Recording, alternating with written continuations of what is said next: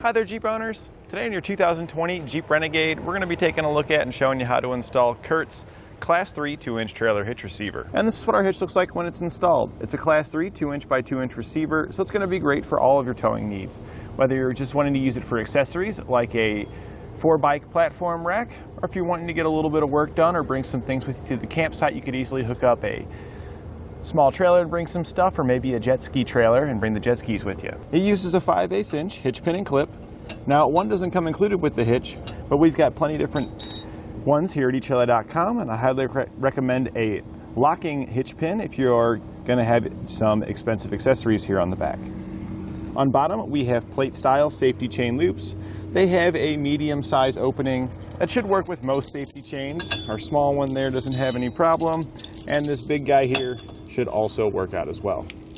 This hitch offers a 525-pound tongue weight, which is the force going down on top of the receiver. And again, that's more than enough for a 4-bike platform rack fully loaded up. And if you wanted to get a cargo carrier here, you could get the largest cargo carrier we offer and come very close to loading it up to the maximum. It is going to come just a little bit shy of that. Now, you do want to keep in mind that that's everything that's in the hitch plus the weight that's on it, so the collective total of whatever's in here. It also offers a 3,500-pound gross towing capacity, which is how much it can pull behind it.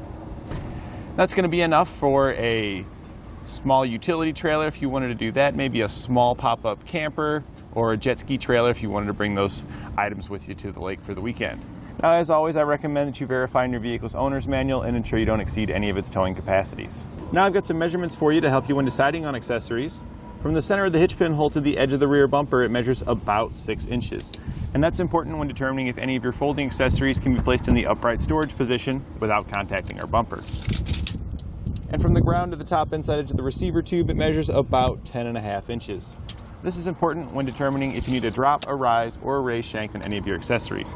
And since it is so low, I do recommend a raised shank on those accessories. Now that we've gone over some of the features of our hitch, why don't you follow along with me in the shop, and we'll get it installed together so you can have the confidence to do it at home.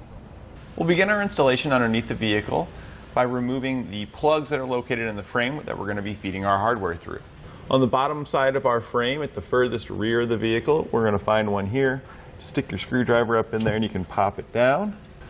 Then if we just go around the side of the frame towards the outside of the vehicle, we're going to have 2 more plugs here on the side. We're just going to pop these out as well.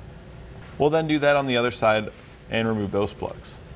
With all of our plugs removed, we now need to make an access hole so we can feed our hardware in. The hole on the bottom here at the back is going to be the one we're going to use. You can see here that our bolt's not going to pass through there. But what we can do to allow our bolt to pass through is grind out a notch on each side here. And you can use a file, or I'm going to be using a rotary bit here to just grind those out until we can get that passed through. We'll do this on both sides. Once you've got it ground out enough to where your bolt will pass up in there, usually you'll have to go at it with kind of an angle like this. And you can see if we go in just at an angle like that, it'll pop up in there and we can pull it back down. We're now going to feed in our hardware. So we're going to start by the furthest front hole where we had removed the grommet. We push the coil end of our fish wire in the hole, and we're going to feed it towards the back, towards the hole that we had enlarged here. And just feel around in there for that coiled end, and then use your finger to guide it back out the hole. Once you've got it out, we're going to take our spacer, slide it over there, our coiled end, and then push this up into the frame. Then we can take our bolt. We're going to thread this onto the coiled end. And then in most cases, you're going to have to kind of put this guy in backwards like that with the fat end first. Then you can push it up into the frame along with the rest of your coiled wire. And then we can pull that fish wire until our bolt pops out the hole. We're then going to repeat this for the one here on the side, and then we'll do the reverse fish wire technique on the bottom, which is similar, and I'll show you that when we get the other side one done. To do this, you're going to take your coiled end, slide your spacer on it, thread your bolt on it, And with this one, we're simply just going to push the bolt up into the frame and push our spacer up into the frame, and then just pull them back down like that. We're going to go ahead and do the other side now the exact same way. Now with an extra set of hands, we'll lift our hitch into position. You'll want to take your coiled wires and feed them through the holes in the hitch that'll line up where those bolts are located.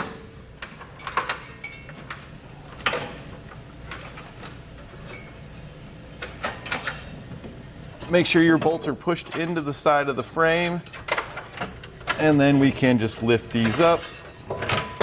You do have to get your coiled wires kind of fed around any brackets or anything like that that might be in the way.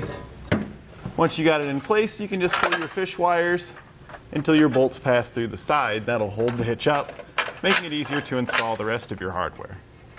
We can now remove our coiled wires, and we're going to follow our bolts up with a nut. The ones that are facing down here on the bottom are going to get an additional spacer placed on them before we put the nut on.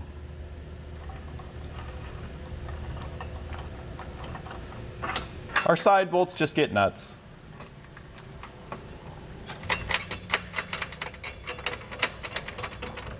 We can then go back and tighten down our nuts using a 19mm socket. For your side bolts, you're going to likely need to use a ratchet or wrench. We can then go back and torque our hardware to the specifications found in our instructions.